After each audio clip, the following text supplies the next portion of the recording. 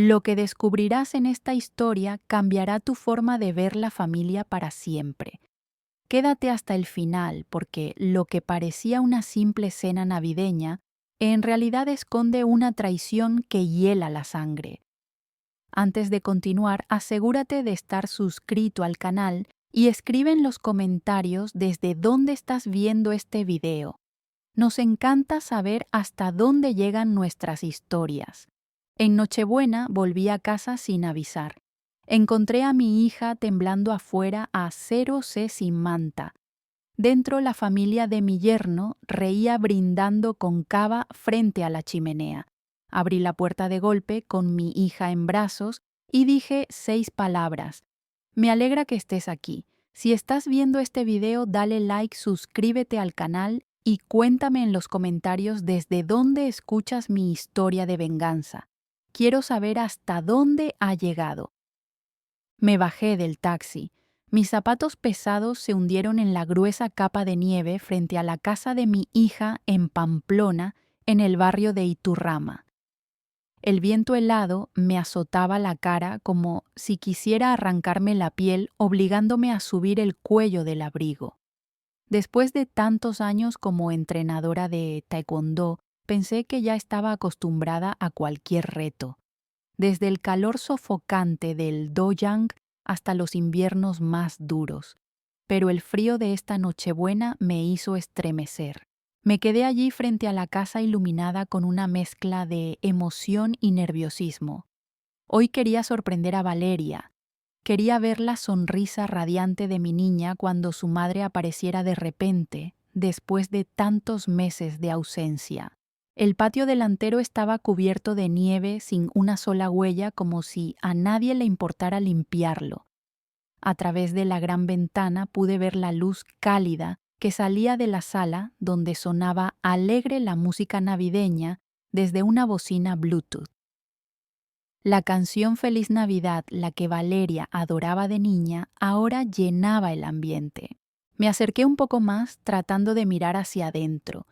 Una mesa larga, cubierta con un mantel rojo brillante, se extendía frente a mí rebosante de platillos tradicionales, un cordero asado dorado, platos de turrones, un tazón de ensalada de manzana, con pedacitos brillantes de pasas y copas de vino navarro que relucían bajo las luces. La familia Larralde, la familia de Esteban mi yerno, estaba reunida en pleno. Reconocí a don Alfonso, el padre de Esteban, sentado con aire de autoridad a doña Beatriz, su madre sosteniendo una copa de vino, con una sonrisa altiva en los labios, y también a la hermana de Esteban, Claudia, con sus 2 hijos pequeños que reían sin parar. Todos alzaban sus copas brindando alrededor de la chimenea encendida. Pero, ¿dónde estaba Valeria? Fruncí el ceño intentando ver más adentro, pensando que quizás estaba sentada en algún rincón escondido. Me había imaginado verla sonriendo y conversando alegremente como en los viejos tiempos cuando se me colgaba del cuello para contarme historias interminables. Entonces escuché un ruido, un sonido débil, apenas un quejido que venía del porche. Me giré y sentí que el corazón se me detenía. Bajo la luz tenue, junto a una maceta de Nochebuena cubierta de nieve, Valeria estaba encogida en una vieja silla de madera. Solo llevaba una blusa delgada. Sus hombros frágiles temblaban sin control y su cabello despeinado se pegaba a la frente húmeda por la nieve derretida. Corrí hacia ella, el corazón golpeándome con fuerza en el pecho. «Valeria», grité con la voz rota por el pánico. Me quité de golpe mi chaqueta de entrenadora y la cubrí con urgencia. Mis manos temblorosas tocaron su brazo. Estaba helado, como si no quedara nada de calor en él. Valeria levantó la cara. Sus ojos enrojecidos, los labios pálidos, murmuraron apenas «mamá». Su voz era tan débil que casi se deshizo en el aire y se desplomó contra mi hombro. La abracé con fuerza, sintiendo cómo su cuerpo temblaba a sacudidas como un pajarito atrapado en la tormenta. «Aquí estoy, mi amor, aquí estoy», susurré intentando sonar tranquila, aunque las lágrimas ya me ardían en los ojos.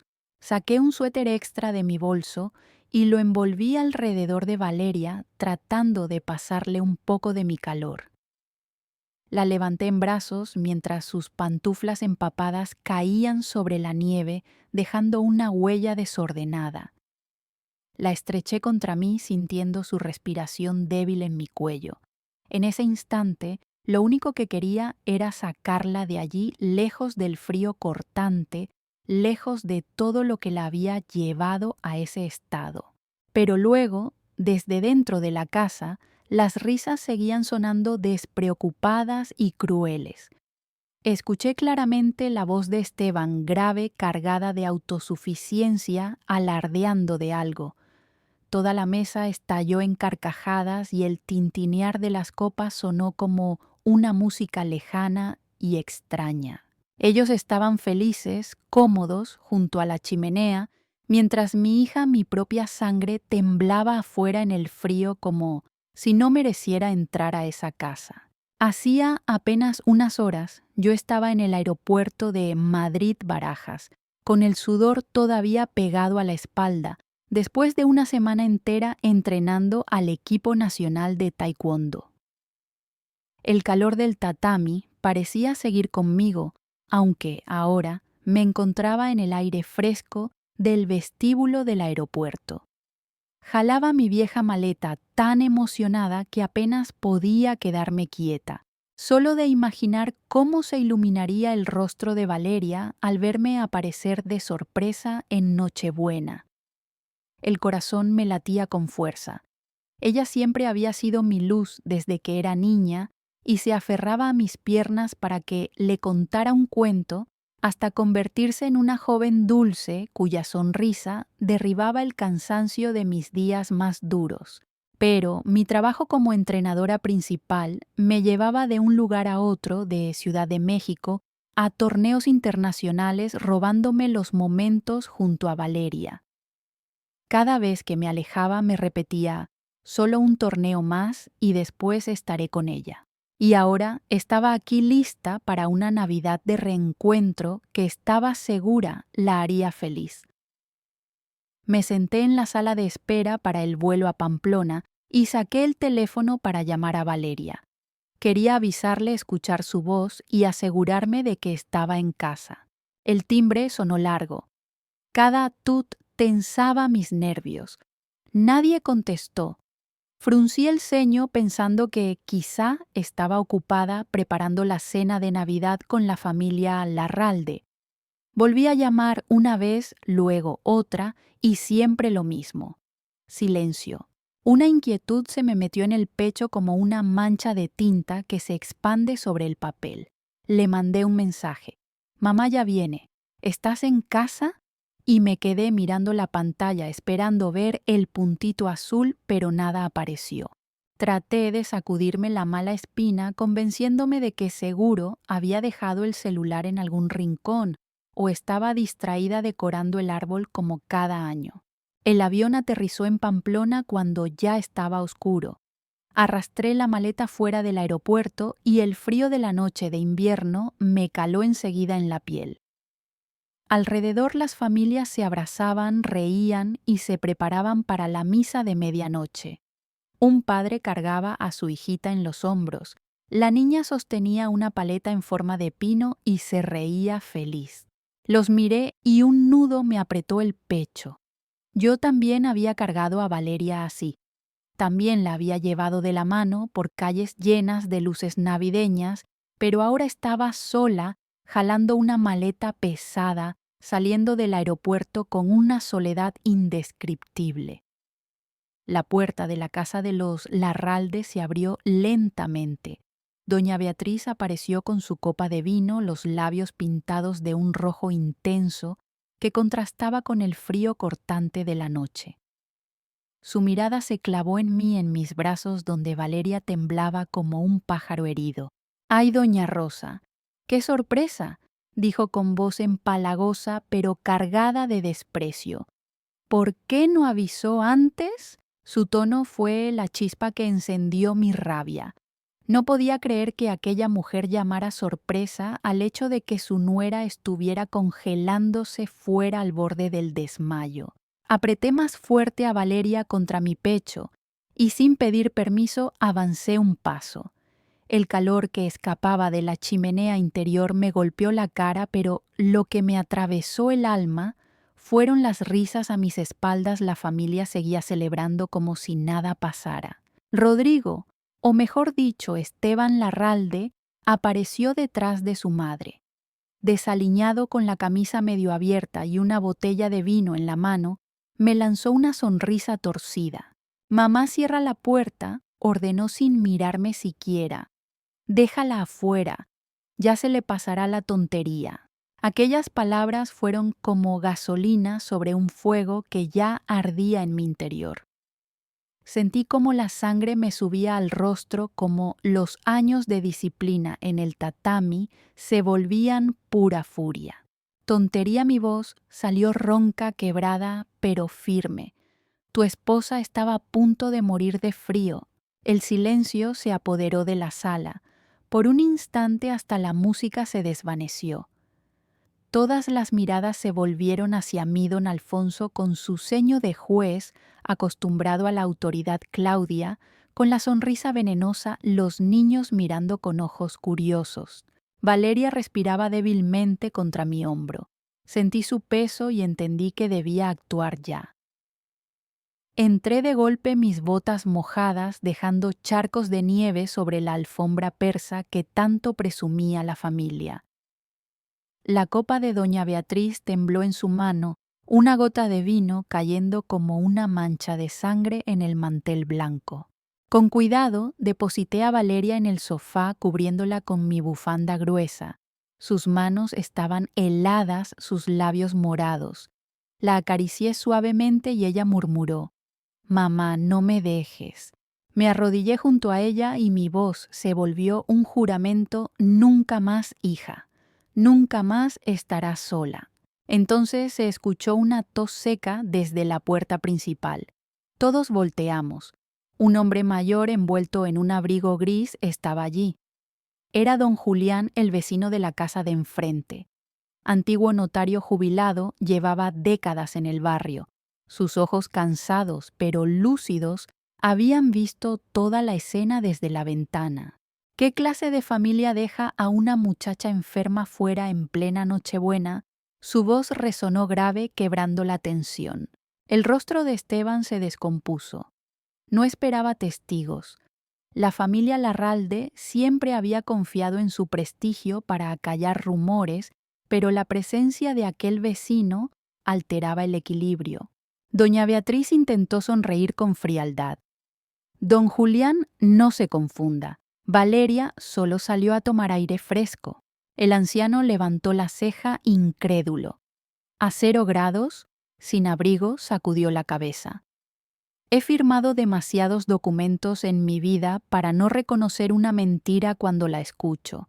Yo aproveché aquel instante. Mi rabia se transformó en fuerza. Me incorporé de un salto, miré directo a la familia y señalé con la mano temblorosa: «Esto ya no es un asunto privado, esto es violencia familiar, y no voy a callar». El aire se volvió denso. Don Alfonso se levantó despacio, ajustándose el saco, como si estuviera de nuevo en un tribunal. «Basta, Rosa. Aquí las cosas se resuelven en casa, no en la calle». «En casa», repliqué con voz dura. «En casa es donde la han destruido, humillado y dejado a morir de frío». Mis palabras rebotaron contra las paredes adornadas con cuadros antiguos. Vi a los niños esconderse tras la falda de Claudia mientras ella murmuraba algo al oído de su madre. Valeria intentó incorporarse, pero su cuerpo débil apenas respondió. Le tomé la mano y la sentí frágil, como si se quebrara con un simple gesto. El corazón se me apretó aún más. Don Julián dio un paso al interior. «Señores Larralde, yo hablaré si es necesario. He visto lo que ha pasado esta noche, y no soy el único vecino que ha escuchado». El silencio fue sepulcral. En ese momento entendí que la batalla apenas comenzaba, pero que no estaba sola.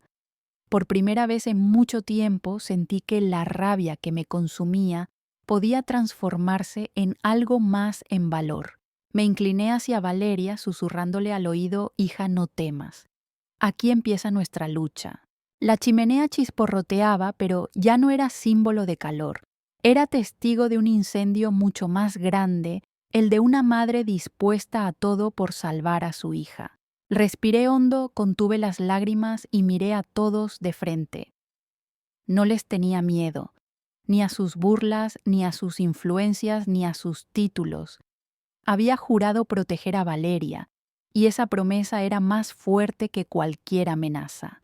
Y ahora quiero preguntarle a usted, que me escucha desde su casa, si viera a su hija en la nieve abandonada mientras otros brindan al calor del fuego. ¿Qué haría Pulse 0 si cree que yo debía callar para evitar problemas? Pulse 1 si cree que hice bien en enfrentarme a todos aunque fuera sola. El silencio de aquella sala se quebró con una risa áspera.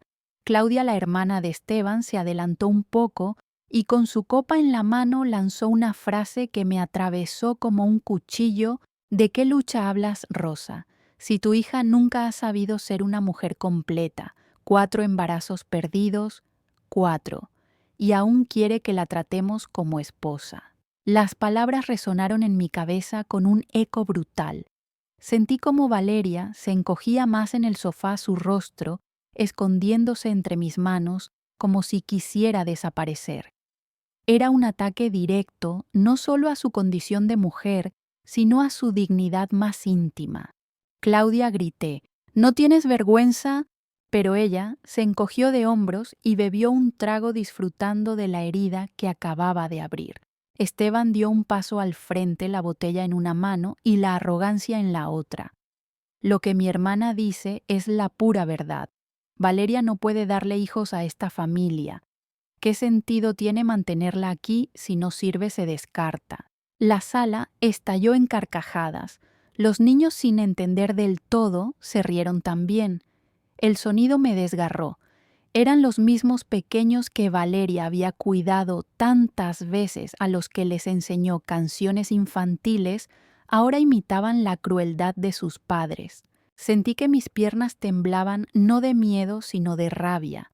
Miré a don Julián, que apretaba los labios impotente ante tanta maldad. Valeria levantó la cabeza un instante, sus ojos llenos de lágrimas. «Mamá, por favor, vámonos». Su voz era apenas un susurro, pero cargada de una tristeza que helaba más que la nieve de afuera. Doña Beatriz aprovechó ese momento para rematar con su veneno: «Rosa, usted ha sido siempre una mujer trabajadora, nadie lo niega, pero también una madre ausente. Quizás si hubiera estado más cerca, su hija no habría terminado siendo lo que es». Fue el golpe final. Una acusación no solo contra Valeria, sino contra mí como madre. Sentí el peso de cada año de viajes, de cada torneo, de cada noche en la que mi hija se quedó sola esperando. Las palabras buscaban hacerme sentir culpable, arrancarme el corazón en público. Las lágrimas me ardieron en los ojos, pero no permití que cayeran. Me erguí con toda la dignidad que me quedaba y respondí: «No me reproche mis ausencias, Beatriz, porque mientras yo trabajaba, ustedes, con todo su dinero y sus títulos, no fueron capaces de darle a Valeria un mínimo de respeto». Un murmullo se levantó entre los invitados. Algunos bajaron la mirada, otros se removieron incómodos en sus asientos. En medio de aquel caos, un destello me llamó la atención: el sobrino mayor de Claudia, con apenas 16 años, estaba grabando con su móvil. Quizás lo hacía por diversión, quizás por curiosidad, pero esa grabación se convertiría más tarde en una pieza clave. En ese momento yo solo sentí la humillación multiplicarse. No bastaba con que Valeria fuera insultada, ahora quedaba registrada en un dispositivo lista para circular como burla.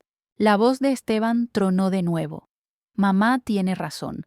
Rosa siempre ausente, siempre metida en su dojo, y ahora viene aquí a darnos lecciones. Esta no es tu casa. Vuelve a tu piso barato y deja de arrastrar a Valeria en tus historias que duelen. Ese término se me quedó clavado, historias que duelen. Sí lo eran. Historias que duelen porque nacen de la crueldad de la traición de lo que nunca debería pasar dentro de una familia. Valeria lloraba en silencio y yo la abracé con fuerza. Mis manos temblaban, mi respiración era agitada. Pensé en todas esas mujeres que, como mi hija, habían sido silenciadas, humilladas, desechadas, como si no tuvieran valor. Todas esas historias que duelen y que nunca salen a la luz porque el poder de familias como los Larralde las sepulta bajo alfombras persas y chimeneas encendidas. Don Julián se aclaró la garganta y habló con voz grave. Lo que están diciendo es una vergüenza, no solo como padres, también como seres humanos. Esto no quedará aquí. Esteban rió con desprecio. ¿Y quién lo impedirá? ¿Un vecino viejo? ¿Una madre resentida? Nadie les creerá. Yo lo miré fijamente con los ojos ardientes. No subestimes la fuerza de una madre, Esteban, porque esta noche en esta sala comenzó la verdad. Y créeme, cuando las historias que duelen salen a la luz, nada puede detenerlas. La tensión era insoportable. El calor de la chimenea contrastaba con el frío que todavía me atravesaba los huesos. En el sofá, Valeria se aferraba a mi mano como si fuera su único salvavidas. Respiré hondo y sentí la determinación crecer dentro de mí. Si ellos querían destruirnos con humillaciones, yo iba a responder con la verdad. No iba a permitir que Valeria creyera ni un segundo más que era inútil o culpable. La miré a los ojos y le susurré: «Eres mi orgullo, hija, y vamos a demostrarlo. Si esta parte te conmovió, no olvides dejar tu me gusta. Así sabré que quieres escuchar cómo sigue nuestra lucha». El eco de aquellas humillaciones todavía me perseguía cuando llegó el día del juicio. Valeria, con el rostro pálido y las manos temblorosas, se aferraba a mi brazo como una niña perdida. Yo intentaba mantenerme firme, aunque por dentro sentía que cada paso hacia aquel tribunal de Burgos era como avanzar hacia una trampa. La sala estaba llena. En la primera fila Esteban, con su traje impecable y su sonrisa de soberbia. A su lado, don Alfonso, imponente como siempre, con esa mirada de juez retirado que imponía respeto a los demás. Doña Beatriz e incluso Claudia, elegantemente vestidas, cuchicheaban con aire de superioridad. Era evidente que habían preparado aquel escenario como si fuera un teatro donde ya sabían el final de la obra. Respiré hondo. No estaba sola. Diego, mi antiguo alumno, ahora policía, estaba sentado al fondo como testigo de apoyo. Don Julián también estaba presente, serio, dispuesto a contar lo que había visto la noche de Navidad. Y yo llevaba bajo el brazo una carpeta con recibos, mensajes y pruebas de todo lo que había enviado a Valeria durante años. Pensaba que con eso bastaría. El abogado Javier se levantó y expuso el caso con claridad. Habló de la humillación de la noche helada, del maltrato psicológico. Mostró las transferencias bancarias, los informes médicos sobre la depresión de Valeria tras los abortos, los mensajes crueles que ella misma me había leído entre lágrimas. Yo asentía en silencio, convencida de que la justicia al fin pondría todo en su lugar. Pero entonces la estrategia de la familia Larralde se desplegó como un telón pesado. Uno de sus jóvenes abogados, con voz firme, se levantó y dijo: «La señora Valeria no ha sido víctima sino cómplice de su propia desgracia. Fingió estar enferma para evitar sus obligaciones». La frase cayó como un mazazo. Valeria bajó la cabeza, sus hombros encogiéndose como si quisiera desaparecer. Yo quise gritar, pero Javier me contuvo con la mirada. De pronto llamaron a un testigo inesperado, Marta, la antigua empleada de la casa Larralde. Mi corazón dio un vuelco. Durante años la había visto como una mujer agradecida, casi parte de la familia. Pensé que vendría a decir la verdad, pero su voz temblorosa derrumbó mis esperanzas. La señora Valeria pasaba los días encerrada en su habitación. No ayudaba en nada. Yo tenía que cocinar, limpiar y atender a los niños. Siempre parecía deprimida, pero no hacía nada por mejorar. Cada palabra fue como una puñalada. Marta no describía a mi hija, sino a una sombra deformada por el dinero de los Larralde. Vi a Esteban sonreír satisfecho. Don Alfonso asintió con un gesto apenas visible hacia el juez, como si todo estuviera acordado de antemano. Mi respiración se volvió pesada. Recordé la grabación del sobrino, aquella que había quedado en su móvil, donde se oían las burlas y los insultos. Javier trató de introducirla como prueba, pero la respuesta del juez fue fría. No se admite. Es ilegal. La sala entera quedó en silencio. Sentí que el suelo se abría bajo mis pies. Esa era la prueba más clara de la crueldad de los Larralde, y la habían descartado con un tecnicismo. Valeria rompió en llanto silencioso. Yo me puse de pie, incapaz de contenerme. «Esto es una injusticia», grité, mi voz quebrándose en la sala. «¿No ven lo que le han hecho a mi hija?» El juez golpeó el mazo. «Guarde silencio, señora». Me desplomé de nuevo en el asiento con las manos temblorosas y la garganta ardiendo. Miré hacia atrás y vi a Diego apretando los puños, conteniéndose para no intervenir. Don Julián, con los ojos húmedos, negaba con la cabeza como si también sintiera que todo estaba perdido. Mientras tanto, los Larralde mantenían la calma. Se sabían vencedores. Sus miradas frías me lo confirmaban. Este juicio estaba escrito desde antes de empezar. En aquel instante comprendí que la justicia de los tribunales no era suficiente. No era ciega ni imparcial. Estaba manchada por el poder, por los favores, por las influencias que don Alfonso acumulaba desde su época de juez. Respiré hondo y, aunque por dentro estaba rota, hice un juramento silencioso. Si la justicia no nos protegía, encontraría otra forma, porque lo que había visto aquella noche de Navidad, lo que escuché de sus bocas, no podía quedar en la sombra. Y mientras el juez leía con voz monótona que no existían pruebas suficientes para reconocer la violencia, yo miré a Valeria hundida en su silla y sentí que el dolor se transformaba en algo más oscuro, la semilla de una resistencia. Las lágrimas me corrían por las mejillas, pero ya no eran solo de tristeza, eran de una furia que no iba a apagarse. La sala podía darnos la espalda, pero afuera había un mundo entero que necesitaba escuchar lo que pasaba en esas casas elegantes donde se esconden tragedias. Al salir del tribunal, el aire frío me golpeó de nuevo. Tomé la mano de Valeria, la levanté y le susurré: «No hemos perdido, hija. Ellos creen que han ganado, pero apenas comienza nuestra historia. Quizás esta no sería una historia de justicia sencilla. Quizás se convertiría en una de esas historias de venganza que circulan de boca en boca, donde una madre no se rinde hasta que su hija recupere la dignidad». Miré a Diego, que nos esperaba en la puerta con los ojos firmes. «Señora Rosa», dijo, «cuente conmigo. Yo vi lo que ocurrió. Yo lo viví». Asentí en silencio. Sentía que, aunque habíamos sido derrotadas en el tribunal, algo más poderoso empezaba a formarse, porque las historias de venganza, cuando nacen del dolor verdadero, nunca mueren. Si esta parte te estremeció, apoya con un me gusta. Eso nos da fuerza para seguir contando lo que muchos prefieren callar.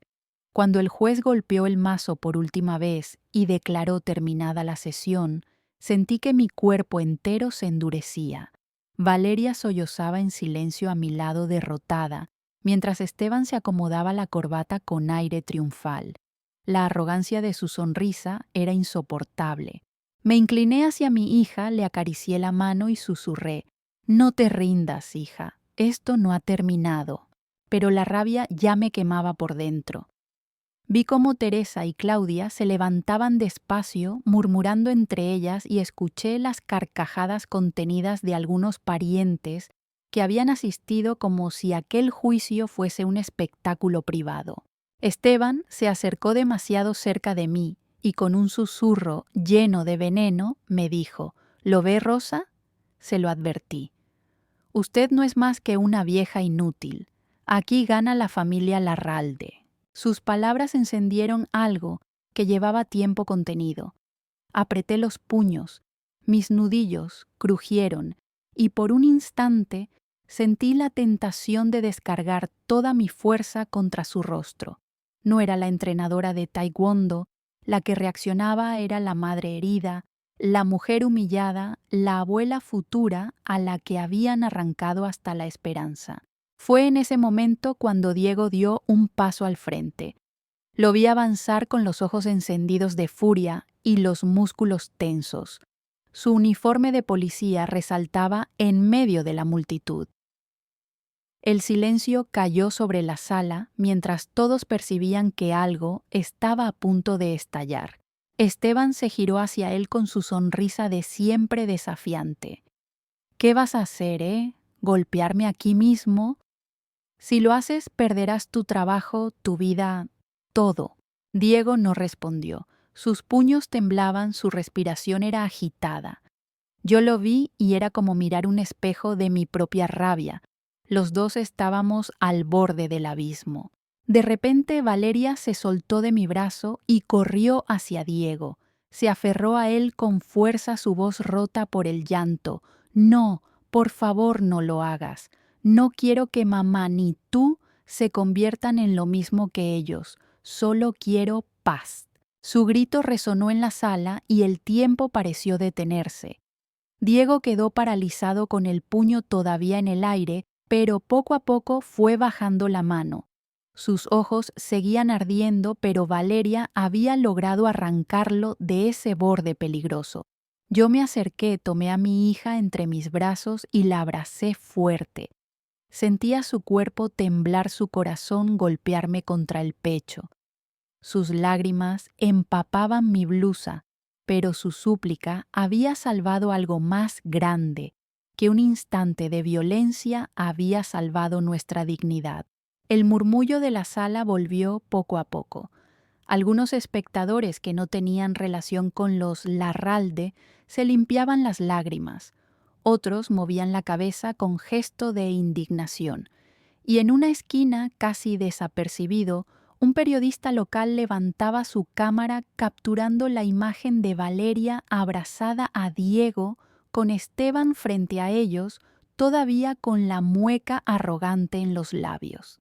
Yo vi el destello del flash y entendí que aquella foto tendría un destino propio.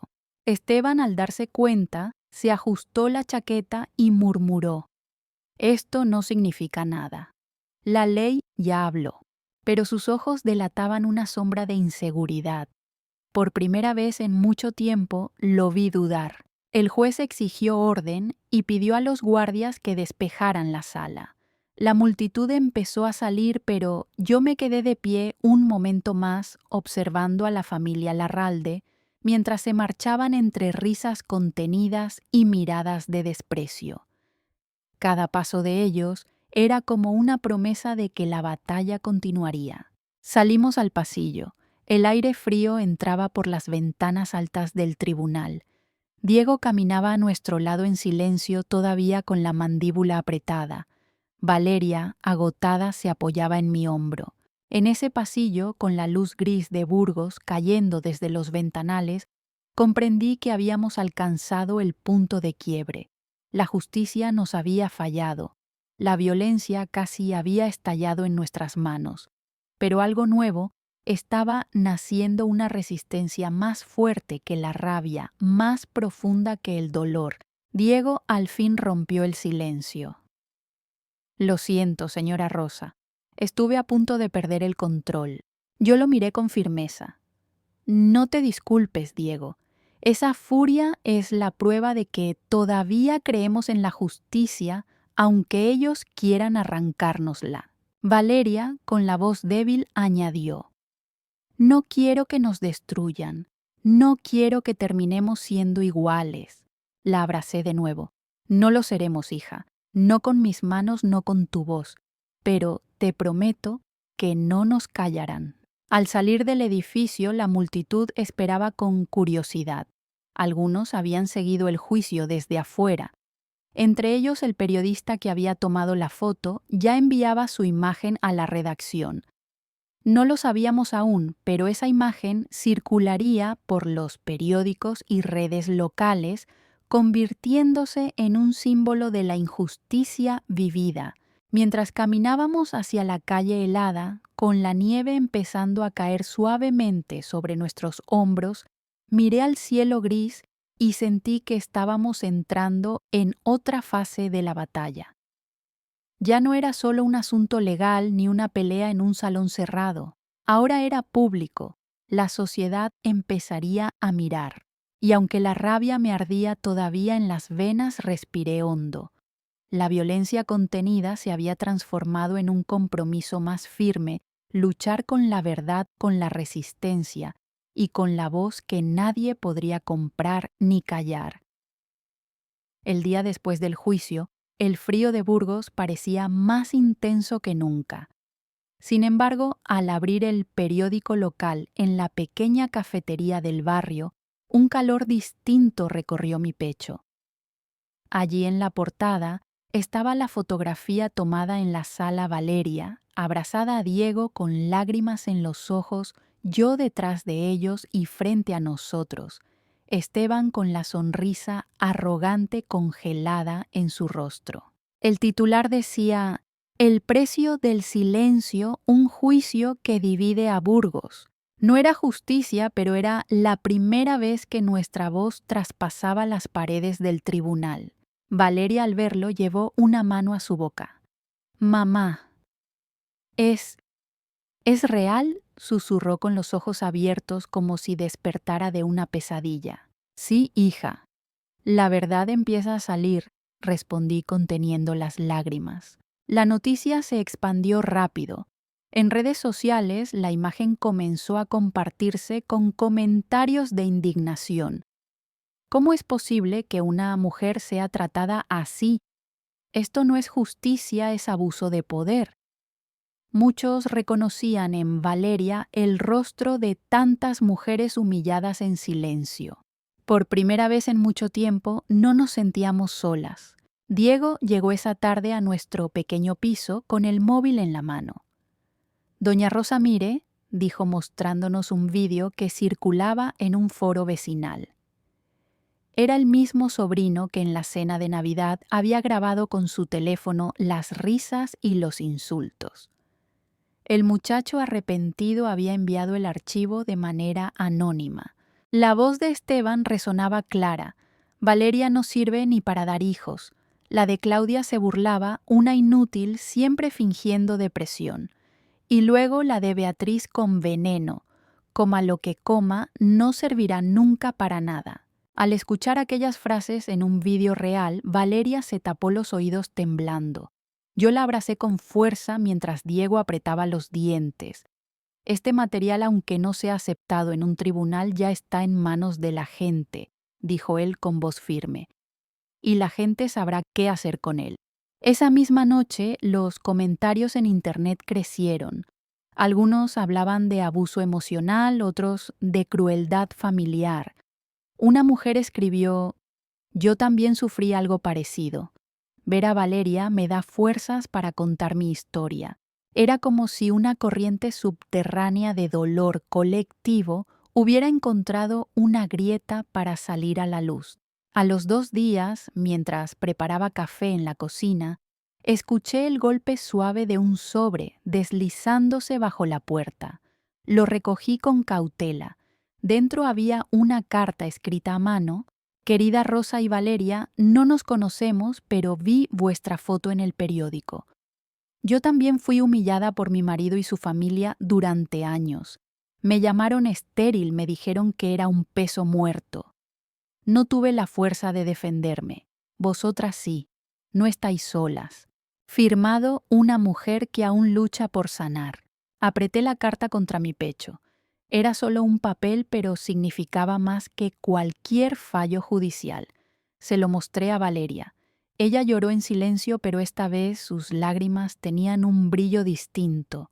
Mamá, alguien nos entiende. Yo asentí acariciando su cabello. Sí, hija, y cada vez eran más. Poco después comenzaron a llegar flores a la puerta, pequeños ramos con notas anónimas. Fuerza Valeria. Estamos con vosotras. La familia Larralde, en cambio, empezó a sentir la presión. Los comentarios en los cafés, en la plaza, en las iglesias, eran cada vez más críticos. Ya no eran los poderosos intocables, ahora eran el tema de conversación incómoda en toda la ciudad. Un domingo por la mañana, al salir de misa, una señora mayor se acercó a mí. Me tomó la mano y me dijo: Doña Rosa, su hija es valiente. Gracias por no callar. Esas palabras tan simples me atravesaron con una ternura inesperada. Por primera vez en meses, sentí que la esperanza ya no era un sueño lejano, sino una semilla real que empezaba a crecer. Valeria, aunque seguía frágil, comenzó a sonreír tímidamente de vez en cuando. Una tarde aceptó el pequeño llavero de taekwondo que Diego le había regalado. Lo apretó entre sus manos como si fuese un talismán. Quizás aún puedo empezar de nuevo. Poco a poco dijo con voz baja, pero más firme que antes. La miré con orgullo y respondí: Claro que sí, hija. Este es apenas el inicio de tu renacer. Yo sabía que la batalla contra los Larralde no había terminado. Ellos seguían teniendo poder, dinero, contactos, pero ahora teníamos algo que antes: no la mirada del pueblo, la solidaridad inesperada, la fuerza de no ser invisibles. La esperanza se convirtió en un nuevo motor, y aunque todavía había miedo, sentía que avanzábamos hacia un horizonte distinto. La primavera llegó a Burgos con un aire distinto. Después de meses de frío, la ciudad amanecía bañada en una luz dorada que parecía limpiar poco a poco las sombras del pasado. En la Plaza Mayor las flores comenzaban a brotar en los balcones, y en ese entorno Valeria me tomó de la mano y sonrió como no lo hacía desde hacía años. Mamá me dijo con voz suave, casi temblorosa: Siento que vuelvo a respirar. Aquellas palabras me atravesaron como un bálsamo. Durante mucho tiempo la vi hundida, sin ganas de hablar, sin fuerzas para levantarse. Ahora, frente al rumor de la fuente y las risas de los niños jugando, Valeria volvía a reconocerse a sí misma. Diego llegó con una bolsa de churros calientes. Nos sentamos los tres en un banco de madera. Valeria mordió un pedazo y por primera vez la vi reír de verdad. Fue una risa limpia, clara, que disipó de golpe la tristeza acumulada. ¿Sabes algo, mamá?, continuó. Ya no me duele tanto lo que dijeron de mí. Ahora siento que lo importante es no dejar que esas palabras me definan. La abracé fuerte. Así es, hija. La dignidad no te la quita nadie, ni siquiera los poderosos. En ese momento comprendí que la justicia de los tribunales nos había negado todo, pero la justicia de la vida nos estaba devolviendo lo esencial: la fortaleza y la capacidad de seguir adelante. Los Larralde seguían siendo ricos, influyentes, respetados en ciertos círculos, pero en la calle la gente los miraba con desconfianza. Habían perdido lo que nunca se compra con dinero: el respeto verdadero. Y eso, poco a poco, era una victoria silenciosa. Valeria recibió otra carta anónima esa semana, esta vez no de una sola mujer, sino de un grupo que se hacía llamar Voces Invisibles. Decían: gracias por no callar, gracias por poner rostro a nuestra humillación, tus lágrimas nos dieron valor. Ella lloró al leerla, pero ya no con dolor, sino con gratitud. Me miró y dijo, «Mamá, si mi sufrimiento sirve para que otras mujeres encuentren fuerza, entonces no fue en vano». Sentí que mi hija, la misma que estuvo a punto de romperse ahora, era ejemplo de resistencia. Esa tarde la llevé a caminar por la ribera del río Arlanzón. Nos detuvimos a ver el reflejo del sol en el agua y allí le confesé algo que llevaba mucho tiempo guardado. Valeria y yo siempre pensé que mi fuerza estaba en el tatami, en los combates, en los trofeos, pero estaba equivocada. Mi mayor victoria eres tú, que sigas de pie, que sonrías después de tanto dolor. Eso es lo que me hace sentir que todo valió la pena. Ella me apretó la mano. Y mi mayor victoria eres tú, mamá, porque nunca me dejaste sola ni cuando parecía que todo estaba perdido. En silencio comprendí que aquella era la enseñanza más grande de mi vida. La resiliencia no es resistir sin caerse, sino levantarse una y otra vez con alguien al lado que te recuerde que no estás sola. Hoy quiero hablar directamente a quienes me escuchan. Muchos de ustedes, hombres y mujeres mayores de 40 años, han pasado por pruebas difíciles. Algunos quizás han sufrido humillaciones que nunca se atrevieron a contar. Otros han visto cómo la injusticia se impone por el poder o el dinero. Pero quiero decirles algo desde lo más profundo de mi corazón: no permitan que el dolor los defina. El dolor no es el final, es el inicio de la resistencia. La vida no siempre da justicia en los tribunales, pero siempre da oportunidades para levantarse con dignidad. Y esa es la victoria que nadie puede arrebatar. La historia de Valeria y mía no terminó en un fallo legal, terminó en un renacer, en una sonrisa recuperada, en la certeza de que aunque nos derriben, siempre podemos volver a levantarnos. Queridos amigos y amigas, gracias por haberme acompañado hasta aquí, por escuchar cada palabra, cada lágrima y cada esperanza. Esta no es solo nuestra historia, es también un recordatorio de que la vida está llena de batallas, pero también de segundas oportunidades. Si esta historia les conmovió, les invito a suscribirse al canal, dejar su comentario y compartir desde dónde nos escuchan. Nos encanta sentir hasta dónde llegan estas voces. Y por supuesto, no olviden dar un me gusta para que más personas encuentren fuerza en estas palabras. En la pantalla final les dejaré otras historias porque nunca sabemos cuál puede tocar un corazón que necesita esperanza. Gracias de verdad por caminar con nosotras hasta el final.